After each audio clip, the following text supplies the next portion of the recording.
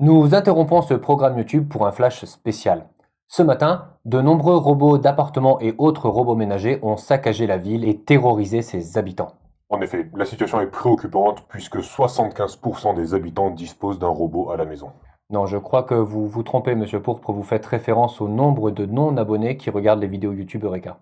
Ça reste quand même très alarmant, la preuve avec notre envoyé spécial Havard Le Gris. Bonjour Avare de Bleu, bonjour Monsieur Pourpre. Alors en effet, je me retrouve ici dans la très belle ville de Menton dans les Alpes-Maritimes où le maire vient de faire une annonce et enjoint ses habitants à se confiner, à rester loin des prises électriques et à couper Internet, et ce pour leur propre sécurité. Nous sommes encore ici malheureusement dans... Attention! Il semblerait que nous ayons un problème technique, nous allons donc rendre l'antenne et vous tiendrons informés lors de notre prochain flash spécial. D'ici là, prenez soin de vous. Bonjour à toutes et à tous, ici c'est Havard et on se retrouve aujourd'hui pour une nouvelle vidéo sur la chaîne Eureka. J'espère que vous allez bien.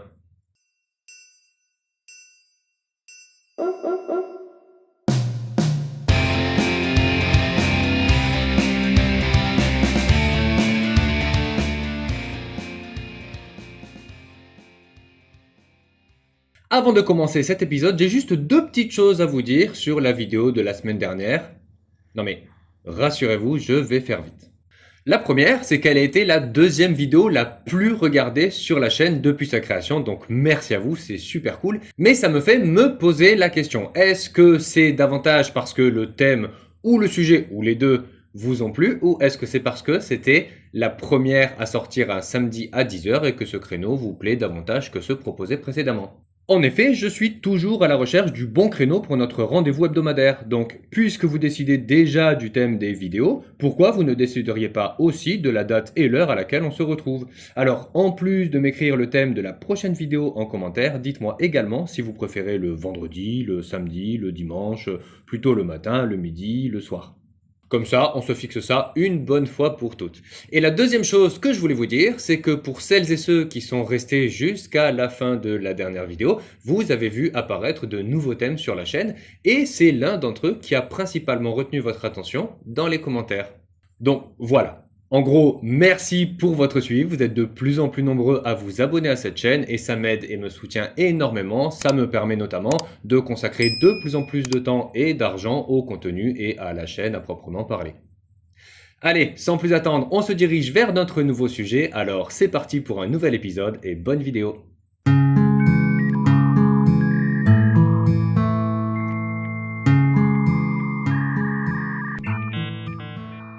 Et quoi de mieux pour ouvrir ce nouveau thème science et technologie que de vous parler de robots?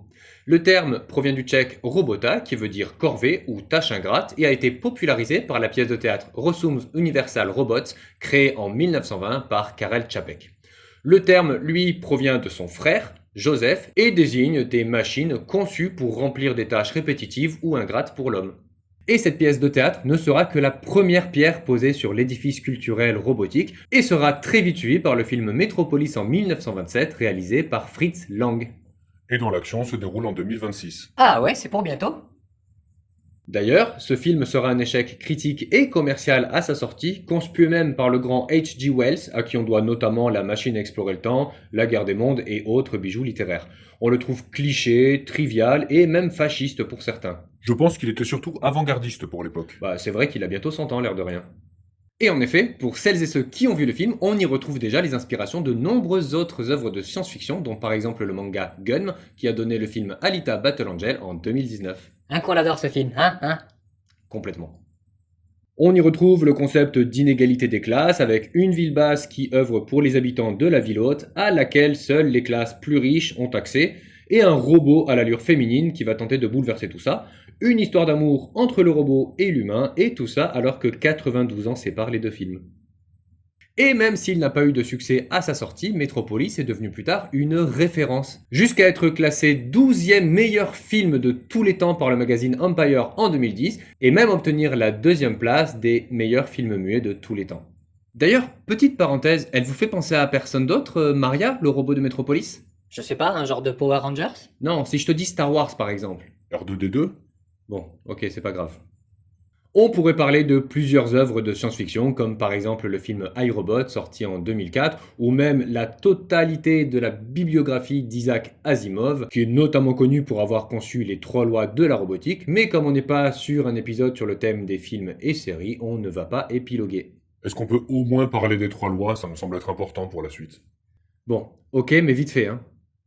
Découverte pour la première fois dans le roman Cercle vicieux, paru en 1942, les 3 lois de la robotique vont guider Asimov tout au long de sa bibliographie. Monsieur Pourpre, quelles sont-elles? Loi numéro 1. Un robot ne peut porter atteinte à un être humain ni, restant passif, laisser cet être humain exposé au danger. Loi numéro 2. Un robot doit obéir aux ordres donnés par les êtres humains, sauf si de tels ordres entrent en contradiction avec la première loi. Et loi numéro 3. Un robot doit protéger son existence dans la mesure où cette protection n'entre pas en contradiction avec la première ou deuxième loi. Bon, j'avais dit vite fait, mais tant pis.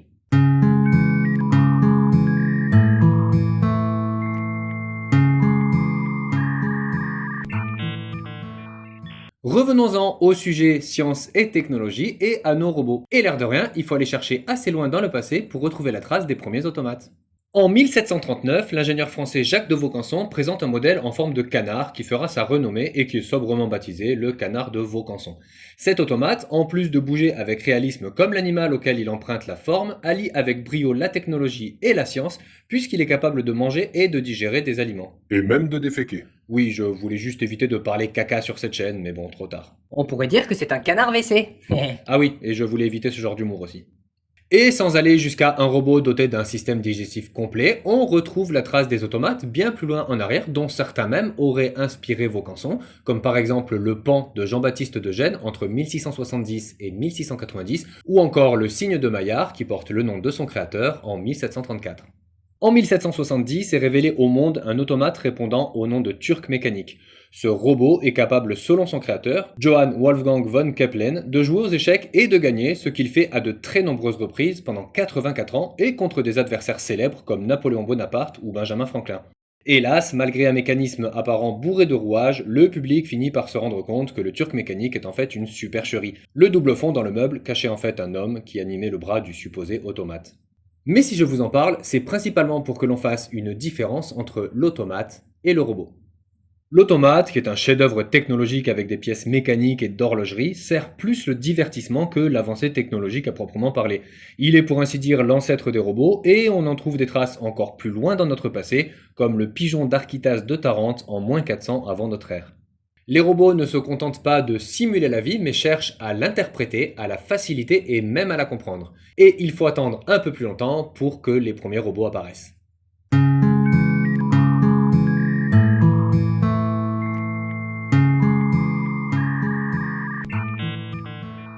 C'est ainsi qu'en 1961, on retrouve la trace du tout premier robot industriel, baptisé Unimate et installé dans les usines General Motors pour effectuer des tâches répétitives à la place des ouvriers. C'est à cette période d'ailleurs que notre ami Isaac Asimov popularise la robotique par l'intermédiaire de ses romans. On peut également citer le premier robot mobile autonome créé par la SRI en 1966 et qui répond au nom de Shaky. Bon, ok, il ne répond pas littéralement à son nom, mais il peut déjà se mouvoir librement et même éviter les obstacles grâce à des capteurs et autres caméras. Il peut prendre des décisions de base, ce qui le fait flirter avec les premiers robots dotés d'intelligence artificielle.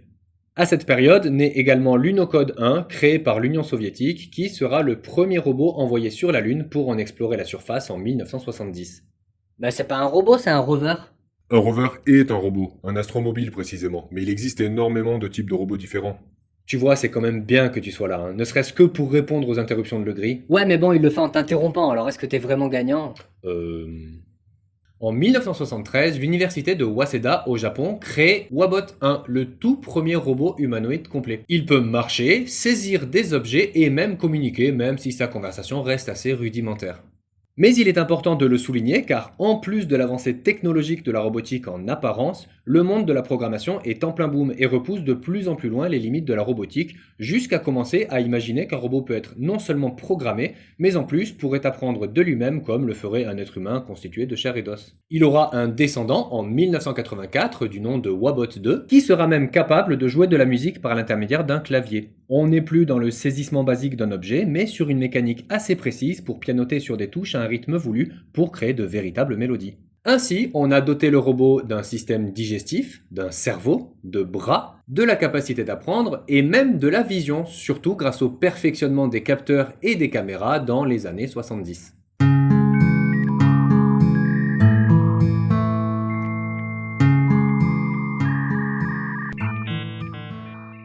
Et c'est justement dans les années 70 que l'intelligence artificielle va faire rentrer le robot dans une nouvelle ère. Je sais ce que vous vous dites, on avait déjà vu dans l'épisode sur l'univers du jeu que les intelligences artificielles dataient des années 40. Mais c'est avec Shaky en 1966 puis Wabot en 1973 et tous ceux qui vont leur succéder que la robotique et l'intelligence artificielle vont converger vers le même objectif. On ne parle plus de robots d'un côté et d'IA de l'autre, mais on fait naître une notion qui marque un tournant majeur dans la robotique, celle des robots intelligents. Et je vais faire un bond dans le passé parce que je ne peux pas parler d'intelligence artificielle sans mentionner Alan Turing, le célèbre mathématicien britannique qui est un des pères fondateurs de l'intelligence artificielle avec la création dans les années 30 de la machine de Turing. Contrairement à ce que son nom indique, il ne s'agit pas d'une machine mais d'un concept qui permet grâce à des algorithmes de faire réfléchir une machine. L'idée de base est qu'avec un ensemble de règles établies, une machine peut interpréter et manipuler des concepts. En 1950, il propose le test de Turing qui consiste à déterminer si une machine peut avoir un raisonnement égal à celui d'un être humain par le biais d'une conversation. En gros, un humain discute avec un autre être humain et une machine. S'il n'arrive pas à déterminer lequel est vivant et lequel est électronique, alors la machine a passé le test avec brio. Mais retour vers le futur dans les années 1980 où l'on commence à parler de micro-informatique. En effet, si jusque-là les robots étaient à une échelle plutôt grande, on entre désormais dans une ère où l'informatique se miniaturise au point de s'incruster dans les foyers par le biais des ordinateurs personnels ou des premiers robots ménagers. Ainsi que des consoles de jeux dont on a parlé sur l'épisode de la pierre au pixel. Oui, et pas que. En 1999, la transition avec le jeu vidéo est toute trouvée puisque c'est la firme Sony qui va développer Aibo, le premier chien robot de compagnie. Ceux-ci peuvent se déplacer dans leur environnement qu'ils sont capables de voir et répondent même à des commandes vocales. Dotés d'une intelligence artificielle de pointe, ils peuvent non seulement comprendre les ordres, mais aussi décider de refuser d'y obéir et donc faire preuve de caractère. Ils peuvent également apprendre de leurs interactions et donc évoluer comme le ferait un vrai chiot ou même de manière plus générale tout être vivant qui se respecte, même si certains apprennent plus vite que d'autres. Pourquoi est-ce que je me sens visé? Ça y est, les robots peuvent penser, évoluer, avoir du caractère et même une conscience. Alors quelle est la prochaine étape ?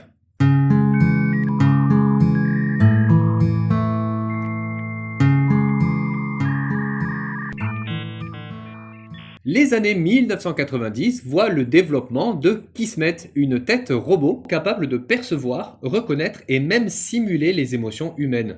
Mais c'est dans les années 2000 que se démocratisent les robots humanoïdes comme par exemple Asimo développé par la firme japonaise Honda. D'abord rudimentaire, Asimo se perfectionne au fil des versions jusqu'à devenir assez troublant. Il est capable de marcher et même de courir, d'identifier des objets et même des gestes, il peut serrer la main d'une personne qui la lui tend, reconnaître les voix et visages de ses interlocuteurs, tenir quelqu'un par la main et adapter son pas au rythme de l'autre et même collaborer avec d'autres robots dans un travail d'équipe millimétré. Il peut carrément remplacer un être humain en tant que serveur dans un restaurant ou à l'accueil d'un hôtel par exemple. Et encore, il ne fait que 130 cm, donc on n'est pas encore vraiment menacé, mais imaginez s'il faisait la vraie taille d'un être humain. Le bleu ? Quoi, ça existe ? Le robot Atlas est dévoilé au public le 11 juillet 2013. Il s'agit d'un robot humanoïde qui mesure 1,88 m et qui peut littéralement sauver des vies dans les pires conditions. En 2015, Atlas prouve qu'il peut conduire un véhicule jusqu'à une destination donnée, se déplacer dans un environnement accidenté, déplacer des débris pour libérer un accès, ouvrir des portes, utiliser divers outils pour réaliser des travaux manuels, localiser et résoudre des problèmes comme une fuite d'eau qu'il peut colmater ou un incendie qu'il peut éteindre. Ok, donc les robots font littéralement tout ce que font les humains et même mieux pour certains d'entre eux. Peuvent accomplir des tâches qui sont trop périlleuses pour nous, sauver des vies et ça choque personne. Il manquerait plus que l'un d'entre eux soit vraiment reconnu comme un être vivant à part entière et c'est le début de la fin. Le bleu ? Ah non, hein ? Sophia est née le 19 avril 2015 à Hong Kong, créée par la société Hanson Robotics. Elle est considérée encore aujourd'hui comme l'un des robots les plus intelligents du monde. Sophia est modelée à partir de l'actrice Audrey Hepburn et c'est vrai qu'il y a un petit air de ressemblance quand même. Elle est capable de converser avec les humains et a même déjà donné plusieurs interviews pendant lesquelles, si certaines de ses réponses ont paru assez invraisemblables, elle a été capable de raison et même de manipuler le concept d'ironie. Mais si je vous en parle, ce n'est pas tellement pour son intelligence ou son avancée technologique, qui sont déjà très bien, mais parce que Sophia est le premier robot à avoir obtenu une nationalité. En effet, depuis 2017, elle est officiellement citoyenne de l'Arabie Saoudite, ce qui, en plus de nombreuses questions éthiques, soulève une réelle polémique.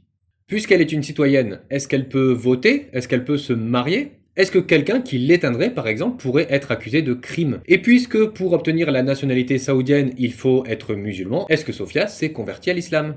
Et ce qui me paraît le plus aberrant, c'est comment peut-elle être citoyenne et se balader librement dans un pays où les femmes humaines sont en danger de mort permanent, punies lorsqu'elles essayent de s'extirper de leurs conditions horribles, obligées de porter le voile ou contraintes à l'obéissance à leur mari ou à leur frère.